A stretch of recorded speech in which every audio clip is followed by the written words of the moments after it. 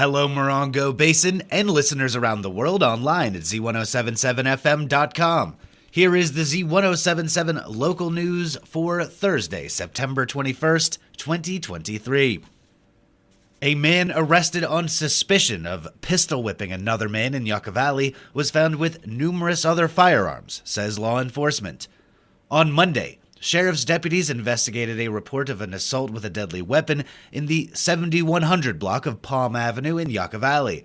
The victim reported suffering from injuries after being pistol whipped or hit with the butt of a gun. Detectives with the Morongo Basin Station identified Leighton Turner, a 42-year-old resident of Yucca Valley, as the suspect and served an arrest warrant at his residence, where they report recovering several additional firearms.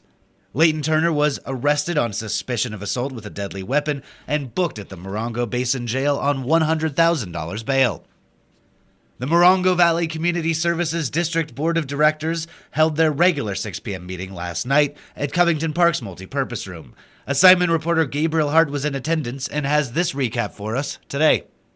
In the General Manager Fire Chief report, Chief Brakebill announced various storm damage at the softball field and Covington Park's tennis courts have been repaired and has asked 3rd District Supervisor Don Rao for additional disaster relief funds. Brakebill's fire department has also worked to deal with Morongo Basin Ambulance for medication expenses. Using the buying power of Kern County, the partnership will allow the MBA to buy all the necessary stock without billing the Morongo Valley Fire Department in efforts to reduce wasting costly medication. This item was brought to the meeting as new business and passed by all 5 board members. After weeks of fine-tuning the 2023-24 preliminary budget, the current figures look vastly improved, with a projected $104 under compared to last year's $58,303 overage. The board passed this latest version of the budget to be posted for public review. Redrafted by President Gorky, the general manager job description had several amendments, including the revision that the GM will not manage the fire department. Gorky's updated draft was passed by the board. Reporting for Z107.7, this is assignment reporter Gabriel Hart.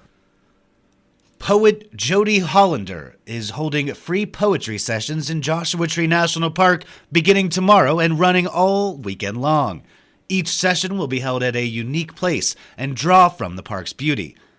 Here is reporter Hillary Sloan with the specifics of each class and how to sign up. The first session on September 22nd at Caprock from 4 p.m. to 6:30 p.m. is landscape poetry, drawing inspiration from the park's natural beauty. This workshop allows participants to explore nature and turn their observation into powerful and vivid poems. The second session, The Poetry of Grief and Healing, will be held on September 23rd at Black Rock Nature Center from 12 p.m. to 2:30 p.m. In this workshop, participants discuss examples of celebrated poems that tackle these complex topics and study effective techniques for channeling pain into poetry. The third session, Narrative Poetry, is on September 24th at Caprock from 9 a.m. to 11:30 a.m. Participants will examine their narratives through writing prompts and turn them into poems. This course will consider tempo, pacing, and effective use of line breaks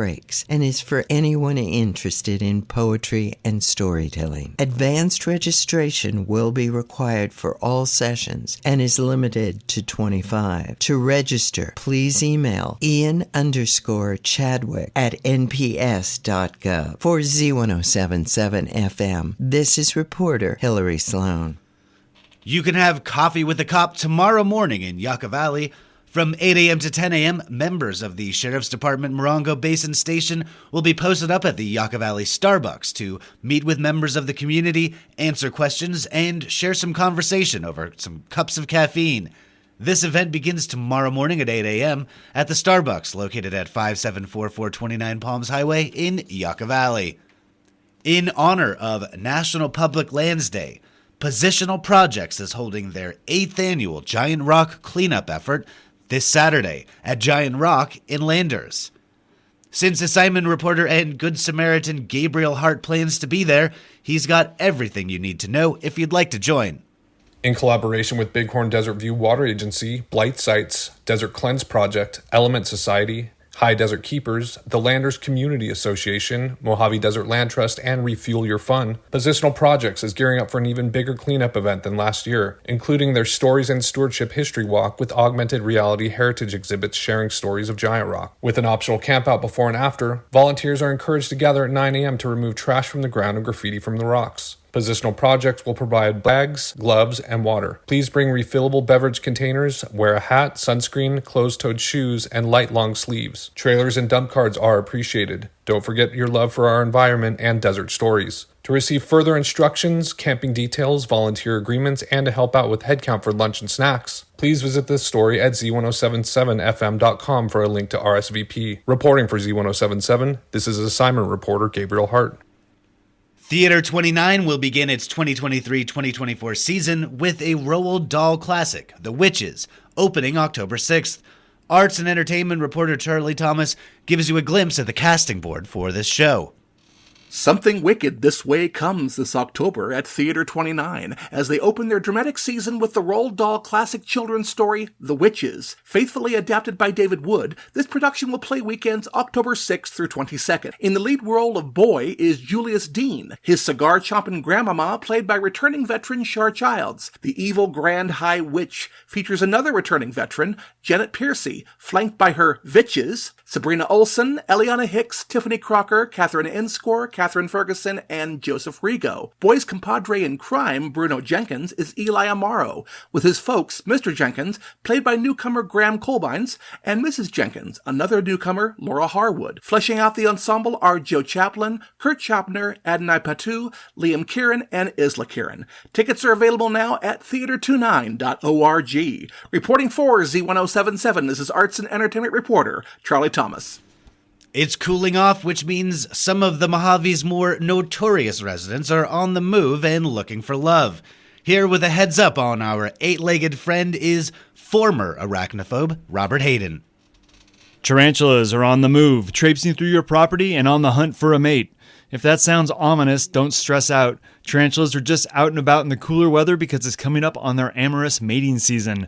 The tarantula spider may look scary, but their bite isn't poisonous to humans, and they have to be really provoked to get them to bare their fuzzy fangs.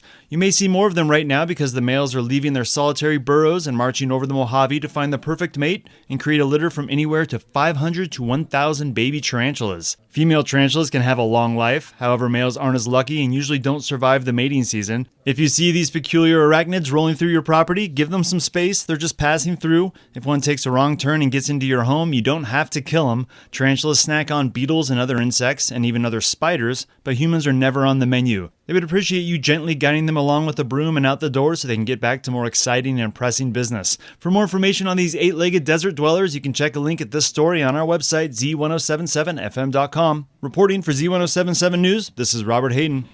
And finally, do you pickleball?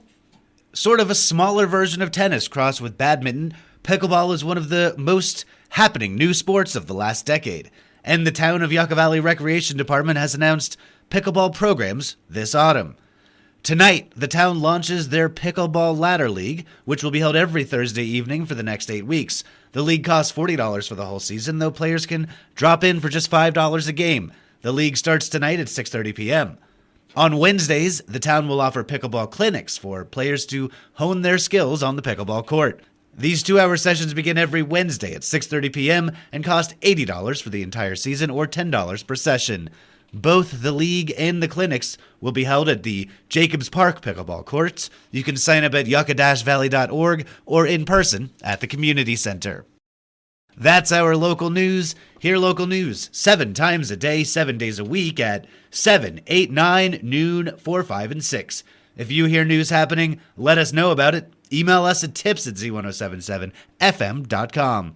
Reporting for the Morongo Basin News Leader, the award-winning Z1077 Local News, I'm Jeff Harmetz.